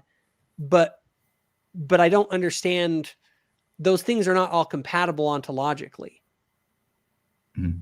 Yeah, so I guess where I would go with that is, so if you're going to say God is not personal on classical theism, I would strongly disagree with that. I think God is infinitely personal. We're just finite instantiations of personality. The ultimate source of that, the absolute source of that would be God. It would just be absolute personality. Anything that we have is derived from an absolute source. So when like, and this is where I have a hard time understanding what you even mean when you're talking about God. Like, what is God? Yeah. So on classical theism, we would just say God is just the absolute. He's just absolved of anything that would make him contingent. So he's the ground, the source and ground of all being, and anything else that would exist. See, and I guess when I hear that sort of a description, the ground of all being, I mean, if everything that is ultimately emergent from God, then how is that different from pantheism? Well, because pantheism would say everything that exists is God, whereas classical theism would say everything that exists was brought into being from God. Okay. No, and I think that's a fair enough point, and there's a lot to think about there, and it is something that I have thought about. I have a hard time distinguishing it from if everything emerges from God, evil emerges from God. Yeah. So with evil on a kind of generally classical theistic metaphysics, evil would just be a privation of the good. So evil, anytime you choose in something evil, it's out of sort of ignorance. It's because you don't truly know the good. Jesus says, "You will know the truth, and the truth will set you free." So let's take this back to back to sort of the morality conversation, right? Yeah. God is totally sovereign, and therefore he created our natures, right? Mhm. And so he created Adam and Eve in the garden, and at least in the way that story is, and Adam and Eve are created in the garden, and Eve chose to partake of the fruit and to cause the fall of the world. Yeah. If they would have remained in the garden, it would have been paradise, right? God created the perfect paradise for them. Is that your view of Adam and Eve in that situation? That it would have been preferable that they had not partaken of fruit? I'm not sure exactly what my view is, but I'll go with, like, yes, if they had not eaten the fruit, then we would have just grown up in that paradise. In that paradisical state. Yeah. But they did choose to eat the fruit. Why would God have ever created a nature that would have been such that they would have chosen to eat that fruit and introduce evil into this great creation? Yeah. Well, I mean, ultimately, I don't think we can know, but I don't think that. The only and just so you know, Yeah. and I don't want to put you on the spot here. I don't want to do that. I'm using that as an example. I'm not expecting you to have an answer to this because I think it's a very difficult question just in general, but it's one that I've pondered myself as I've considered classical theism, is that there are these certain things that happen when you have this view of the ultimate sovereignty of God, him as the basis of all being, and everything, creatio ex nihilo, all of that sort of doctrine. It leads me to this point where I struggle, because it would mean that everything that is ultimately is the way that it is because God willed it as such, as the Calvinists, I think, rightly point out. Yeah. But that makes that creates a lot of problems for me within viewing the problem of evil. And from a moral perspective, if God ultimately is the ground of everything that is, evil is. And therefore it only could exist if God were to will it into being. Now, the Calvinist would say, yes, God wanted certain things to be created for his wrath, right? The vessels of his wrath to be taken. I know that you don't, as a Catholic, you don't ascribe to that, and you guys ascribe that we have free will and things like that, and God bless you for it, because I agree. But I do find that there are moral conundrums that are created by it. So I'll give you kind of the last word here, and then we're gonna move on. Yeah. So in terms of like why would God create someone to sin? I think ultimately we can't know. But what we can know is that any rational nature is going to naturally desire God, whether they desire it through whether they act out in the right way or not. But yeah, I think that but I myself am very leaning towards like universalism, and so I think that actually because God creates rational creatures, like eventually their desire is to be in union with God, and I think eventually that will be granted to every creature. So the problem of evil, I think universalism helps quite a bit with the problem of evil. Awesome. But yeah. Well, hey, I want to stay in touch with me, man. I've been looking for Catholics to talk to. So Okay. if you know yourself, maybe you and another, if you know a Catholic that's just super sharp, kind of if you can get Trent Horn on here, that'd be awesome.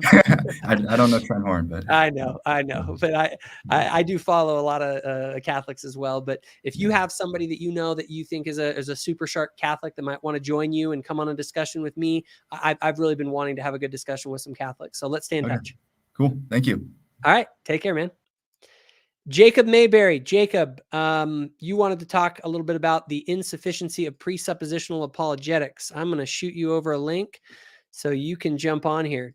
Jacob is a good friend of mine. So everyone, so you understand presuppositional apologetics a little bit. I'll give you a quick primer.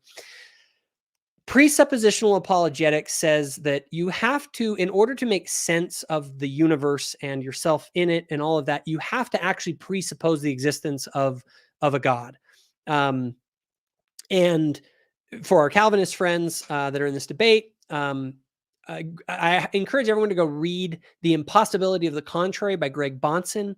It's a great book on this subject. I think it actually is I've done a couple of videos on presuppositional apologetics as well.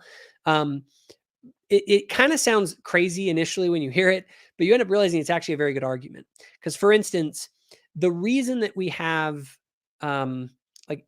if you look at the universe, there's order in the universe, both in physical things and in non-physical things like logic. Like there is an order that exists. And there is a question as to, can you make sense of that order without an organizer, right? And if there is an order to the universe, then everything, like you can't do logic if you don't have an ordered universe that behaves in a particular way. So that's kind of just a quick primer to the presuppositional sort of view. Everyone has presuppositions. Everyone, just so everybody knows this is true. This isn't controversial. Things that you a priori is the sort of the word. I think I said it right. That they're the starting. You assume that you exist and that the other person exists, right? And so everyone has those, and they basically say that the ultimate thing that you have to assume to make sense of everything is God. Jacob, welcome on, buddy. How's it going, man? Man, your beard is making me miss mine. Yeah, my wife doesn't. She likes my beard when it like is closer to my face and everything. Once it gets longer, she doesn't like it. But I'm trying to test it out. Try to do the lumberjack look. That's a powerful winter time beard right there, my friend. Yeah. So anyway, let's get into it. Yeah. So I like to compare and contrast this debate with the Harris-Craig debate, because Craig is not a presuppositional apologist. He feels like he has to prove the existence of God before he can like presuppose it and everything. And so I feel like in the Craig debate, Harris attacked like Christianity and the Bible specifically, and Craig was able to say, hey, that's not the argument I'm making. Like, you're just attacking a straw man. I'm just saying that you can't have morality without a type of general theism. And so he was able to basically ignore Harris's arguments and just poke holes in Harris's arguments, and I think he did a good job at that.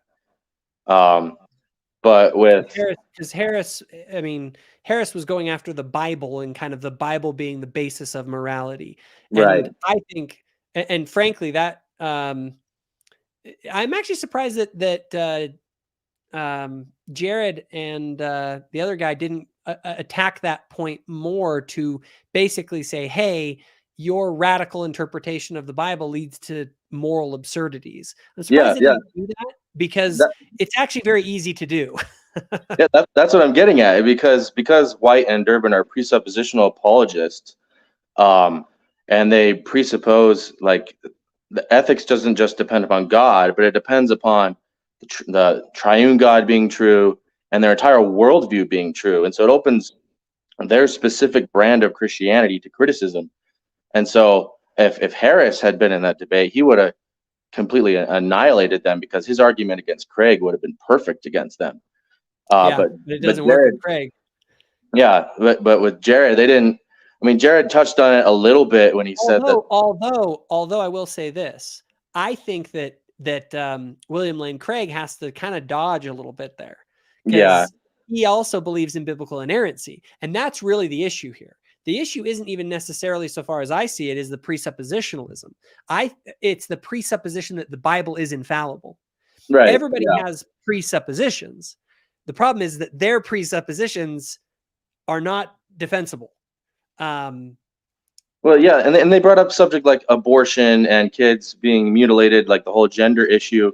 And like, if you just believe in the Bible alone, like the Bible doesn't address those issues sufficiently to draw a strong conclusion about those issues. Like, there's no chapter in the Bible that specifically addresses the subject of gender or the subject of gay marriage or abortion. There's some like verses. Well, they could make a fairly good argument that the principles there do it, but that gets more into the biblical interpretation problem that anyone who holds to biblical inerrancy is going to run into. Right. Well, and there's some progressive biblical scholars that I've encountered that make very sophisticated arguments that show that the Bible either says nothing conclusive about these issues, or that it even says that like the unborn isn't seen as a person on par with you and me. I'm not saying they're correct. I'm just saying they're sophisticated. And so if you just believe in the Bible alone, it's not going to do anything. The problem is that you get into the argument of biblical interpretation, and it's my interpretation against your interpretation, and there, that's a whole debate in and of itself. What I would say though, with William Lane Craig and all classical theists, is that the problem is that it is a tautology, as a lot of people have pointed out, to say that God is the good. Therefore, that which is moral is, God is needed for it. Because if you say God is the good, well, then how could you have morality without the good? You've just defined God as the good. The problem is that as Latter-day Saints, we're like, God is not the good. God will teach us what the good is. God knows the good. God knows the good. He teaches us the good. He embodies the good. He's the example of the good. He is not the good. You have to create the Platonist God of classical theism, which really everyone, just so you know, little hint, it actually is the God of Aristotle and Plato. Yeah. Okay, just FYI. That's what the triune God is. Yeah, this is idealism, right? It's to say that God is, it's what Jordan Peterson does. For all that I love about Jordan Peterson, I think Chris Hanna, shout out to you. He pointed out very rightly that Jordan Peterson is just an idealist. He's a Platonist. He holds to a version of God where God is reduced not to this being, but to this Platonic ideal that is the source of all things, and it's not, it's a tautology. Yeah, he's the highest possible good. Cosmic Skeptic did a good critique of Jordan Peterson too. I don't know if you've seen that, but yeah, I did see that. I did, and I agree with a lot of his critique of Peterson. That's my critique of Peterson from a theistic point of view. But the problem is that Jordan Peterson is actually embracing the God of Catholicism and the God of the Protestants, because all three of them, Jordan Peterson, the Protestants, the Catholics, they actually all are embracing the God of Aristotle. Go read what Aristotle said about the unmoved mover. It's like literally the exact same stuff. Yeah. And so that's actually the biggest appeal that I have to Latter-day Saint theology, is that we seem to line up with the Hebrew conception of God as a supernatural being who is our Father, who is not creating ex nihilo, that is someone who is a divine, in a divine council of the gods, as it were, or as I would put it, the grand head of the God of all gods, or something to that extent. And there's a lot that can be fleshed out with that. Yeah. But Craig, but the thing is that what Sam Harris did right in that debate, Sam Harris rightfully pointed out that I don't even know what you're talking about when it comes to morality unless you're talking about well-being. When, like, God would not be good if he led us to hell. We'd call him the devil. If he led us to immense suffering. The reason we have a reason that we call God good is not because he is the good. It's because he leads us to the good. He leads us to the best thing that we can be, which is a state of being that is the highest level of well-being. That's the only reason you care about God. If he didn't, why would you care? And not only that, let's say he didn't lead you to the good. He didn't lead you to higher levels of well-being. He didn't lead you away from suffering. He just was there. It's like, cool. It's like there's a unicorn on Pluto. Like, cool. It doesn't, like, I don't care. It's really a beautiful unicorn. I don't care. Like, it doesn't affect me in any way. The unicorn isn't good or bad. It's just there. And the same thing with, and then he would be the ultimate bad. Like, why can't you say that God is the bad? Right? It's like they're arbitrarily just assigning that God is the good, but the good is something separate from God. And that is the only reason we care about God is because he conforms to that thing which we call the good. Anyway, sorry if I'm kind of ranting. You're good. The Harris presupposes a definition of well-being that I would probably disagree with, but I would agree well-being in general would be important to my worldview. So he probably presupposes like a very hedonistic, what's it called? Individualism. What's it called? Yes, expressive individualistic, positive psychology way of viewing well-being. Here's where he fails. Here's where he fails, and the atheists fail. Whose well-being? We talk about well-being in the ether, like it's like something. It's like, no, your well-being is what matters to you. Okay, like that's what matters to you. Everything ultimately that you do is in the pursuit of well-being. That's just everything. And I would say that the reason that you care about God is because God can get you to your well-being, and the reason that you care about anything that you do is because it can contribute to your well-being, or at least move you away from suffering. Even if you have to suffer temporarily and make a sacrifice in order to get a higher good later. Now, the difference is if Sam Harris were to embrace that, it would look like hedonism, because you only believe you're around for 80 years and everything in that 80-year period is a means to your ends to maximize your well-being or to minimize your suffering during the time that you're alive. The problem is this: there's no cosmic justice in this equation. Therefore, like, I could take advantage of you for my benefit in an 80-year time span. But now let's change the equation. Let's say that there's a father of all of us, and that father will punish me if I take advantage of you. Now, if I harm you, I can never get away with it. It's literally impossible on the scales of cosmic justice for me ever to harm someone else and get away with it. And therefore, I have an ought. I ought not harm anyone else, because if I do, I will receive punishment for it. Now, that, in my mind, is, the atheist can't claim that. And so the morality that will emerge on an atheist worldview will be inherently cutthroat, survival of the fittest, whatever makes me the happiest and works for me is what matters, expressive individualist to the nth degree. Whereas for us, we say we're all connected. And so if you, and God has created this whole thing to make all of us happy. And I think in this debate, they rightly pointed out that the humanists have to borrow from that. Because they can't justify it. And in the LDS worldview, we care about the well-being of our ancestors and our descendants like thousands of years from now. And so that's going to require you to make sacrifices that may impede your own personal well-being, but in the end will make things better for your descendants. Because like all the sacrifices that God required of the early Christians and the early Mormons, I mean, could be argued from an expressive individualist point of view, we're not good for their well-being, but ended up making the world a better place.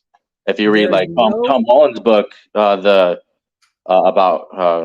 Dominion, how the sacrifices of the early Christians that they made may not have been good for their own personal well-being, but it made the world a so much better place. And the thing is that there is no theology out there outside of ours that has a more powerful notion of the connection, the ecosystem of well-being that we're all in. It says that we are all connected and that all of our well-being is interconnected all the way up and down. And that if you want to achieve your highest exaltation, you need to live properly in the way that God wants you to, along with everyone else. He is putting together a game that will maximize your well-being and everyone's well-being if we all get with the program. That's the whole concept of Zion, the family of God, the kingdom of God in our theology. And you're right. It's like even our earliest ancestors, like they made sacrifices for the kingdom, but it wasn't in vain, right? Because they will benefit themselves in the eternities because of what they did. Exactly. Yep. So, totally any other thoughts? I was going to say something about LDS theology, like for example, because we believe in an embodied God and a gendered God, all those issues that Durbin and White raised about abortion and about gender, they don't believe a God that has a gender. We do, and so they're not equipped to address that properly, and they only believe in the Bible. Whereas we believe, marriage ultimately is a convention that God has arbitrarily deemed this is the way that it should be. Where with us, it's like God, there's a reason that God did it this way, because God is constrained by the eternal nature of reality. And that reality, for us to achieve our highest potential, requires God himself even to conform to that. And so he is trying to get us to enter into gendered male-female unions, because only through the union of the masculine and feminine can we reach our highest potential. And you're right. That's why Matt Walsh, did you see Matt Walsh go on Joe Rogan? Yes, I saw some clips of it, but I didn't watch all of it. Matt Walsh is a very sharp kind of debater. He got his butt kicked by Rogan. And the reason why is because he's a Catholic, and Catholics do not have the ammunition to be able to justify why marriage is the way that it is. It's just, well, God said so. And it's like, that ain't going to convince people. Nope. Although I do think that Catholics have a leg up on Protestants when it comes to like gay marriage and abortion, because they have a living governing body that, in addition to the scriptures, that can say, hey, abortion's wrong, gay marriage is wrong, there are two genders, even though like their theology gender isn't baked into the theology. I think they have an advantage over Protestants when it comes to those issues. And then we have the extra advantage because we have an extra governing body that, like the 12 apostles and the first presidency, that can speak authoritatively on those issues in addition to the Bible. Absolutely. And we also have the doctrine of gender is eternal, and that God has a body of flesh and bones and has a gender that can be protection against all those ideologies that I don't think the rest of Christianity is equipped to fight properly. No. And I think I've always said to people, man, the reason I'm a Latter-day Saint and not some other Christian, because I'm a Christian first, I always tell people that, but I'm a Latter-day Saint because of our theology. Like, it's incredibly powerful.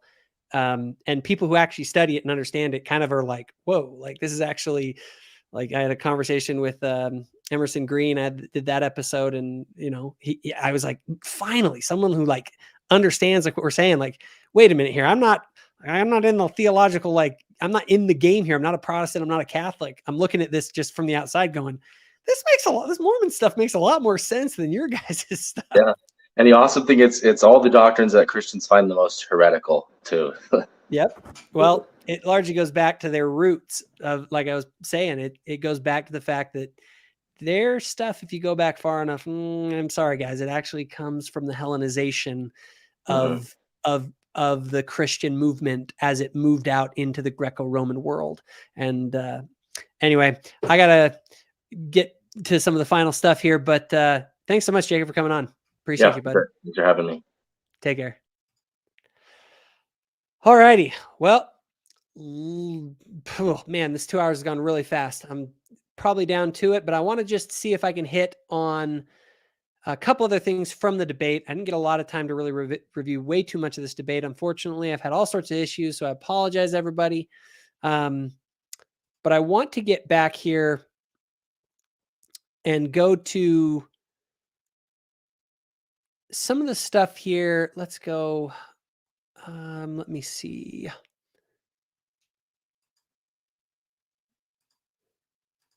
Okay.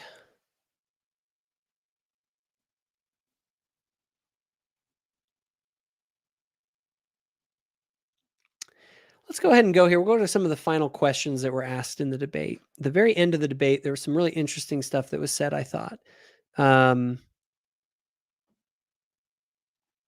207. Let's go here, and we'll kind of finish up with this part of the debate. Just a few seconds. The Bible was produced by the same kind of conversational human thinking that this conversation is and every conversation is. We have a question from someone with cerebral palsy. He is in a wheelchair.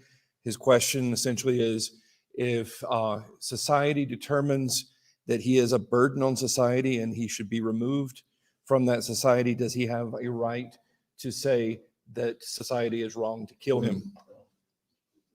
He has absolute right to say that.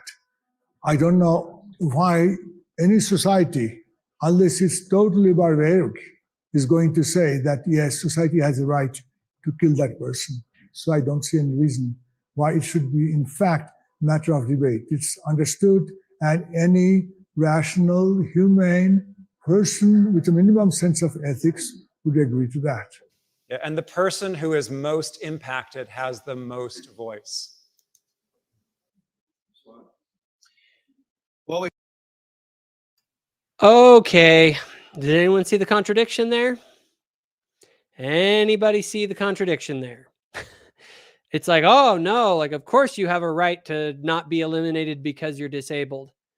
And yeah, Snagret, you're exactly right. Hello, eugenics. Yeah, exactly. There's a cultural conversation that the majority of people had. And, in this culture, we think it's best if we eliminate those who become a burden to society. Like, he goes and is like, oh, no ethical person would. It's like, what are you talking about? You said that there is no basis for ethics. It honestly was an embarrassing response. See what Jeff says. We heard it announced tonight, the utilitarian standard that we should work for the well-being and the happiness of the greatest number of people. If you use the utilitarian standard, the greatest happiness and greatest well-being for the most people, then it is right when society says this person is a burden and removing our well-being and our happiness, it is right according to their standard to execute them because it infringes on the well-being and happiness of the most people. If you are somebody that's seen as a parasite in a society, like say, for example, the Jews in Hitler's Germany, then it is right, according to that system, to say we can execute you because you're a parasite or a burden. That's their standard. Pastor Durbin, you are making a caricature of utilitarianism as you have been making caricature of the rational and the humanist perspective all through the evening. You don't understand utilitarianism, nor do you understand deontology or virtue ethics. Question. Okay, just a quick thing. That was out of turn. He just like jumped in there and started shouting because he was frustrated. honestly, if you guys watch this debate, it was really embarrassing. Dr. C embarrassed himself. I thought he just did a terrible job in the debate. I thought it was an example of what happens when you live in an academic bubble where you've never actually really had to have your ideas seriously and rigorously challenged in an open forum. Anyway, let's continue here to the next part of this as we get to the very end. For the affirmative, actually, this is just why a little are most funny wars done little in thing the that name happens here. Teaching. But so did the connection of those things and the establishment of all sorts of. Actually, hold on. I'll go here to the final question instead. Let me go to 212.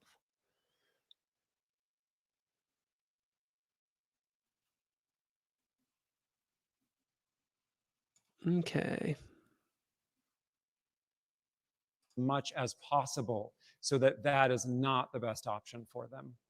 I'm sorry, actually, it's a little earlier. Find that my life is no longer worth living. One moment. It's getting late, but our speakers very gracious to be here. Please show respect to all. Last question is to both sides. I'll give each side 1 minute.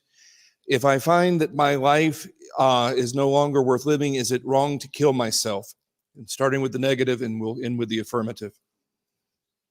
So 1 minute. I work with suicidal people all the time. I myself was suicidal for over 20 years. And I'm very grateful to be alive. I'm very grateful to be here. The problem with suicide is that it ends all possible versions of you. And I do believe, like, I work in hospice. I work with people who wonder why they're still alive.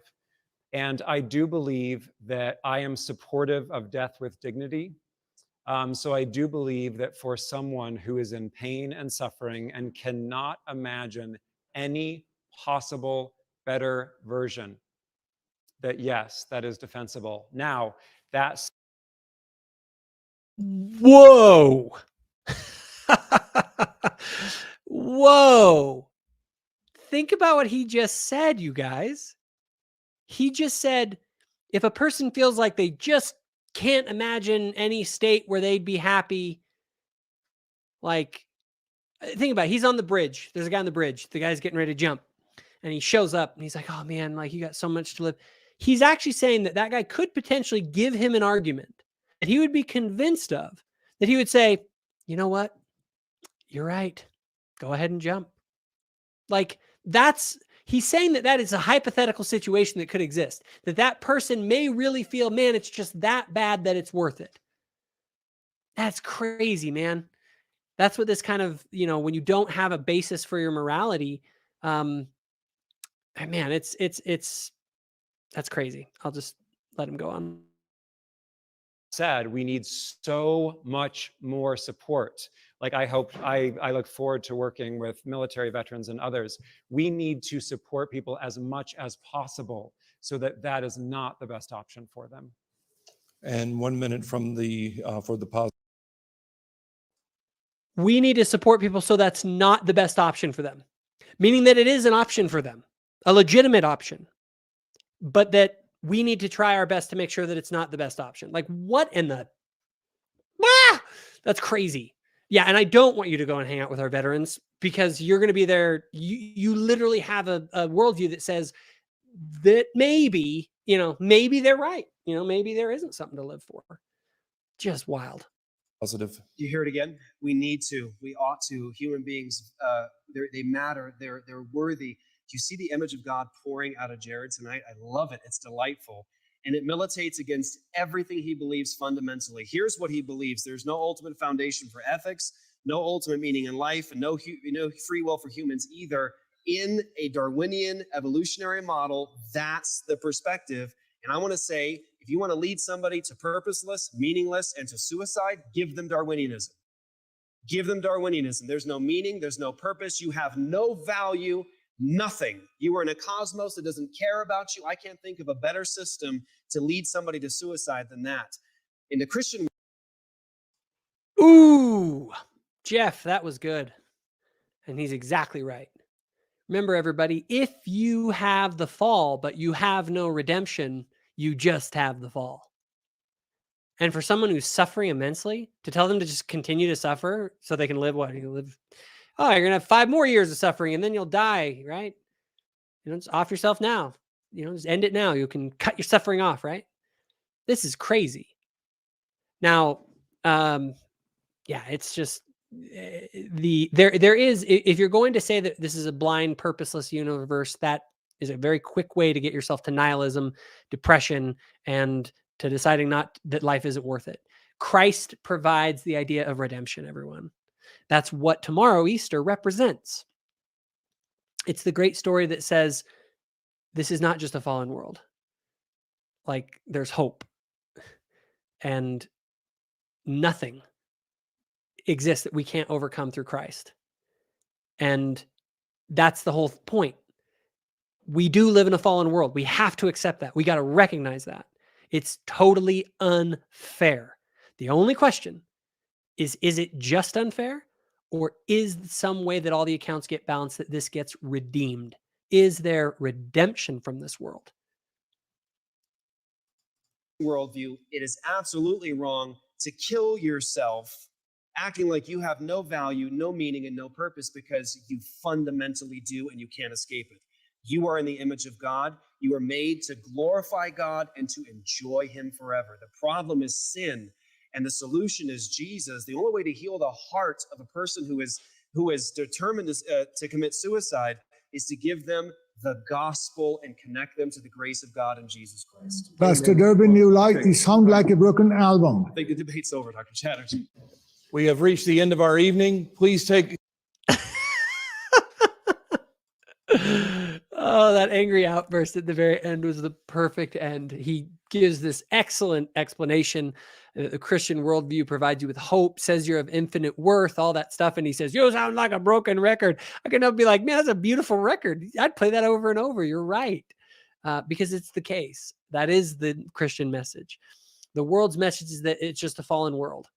And, maybe it's, like he's saying, maybe it's worth it to just, there are scenarios under which, maybe it is best that you exit this world, because it's probably going to be rough from here on out and it's going to suck.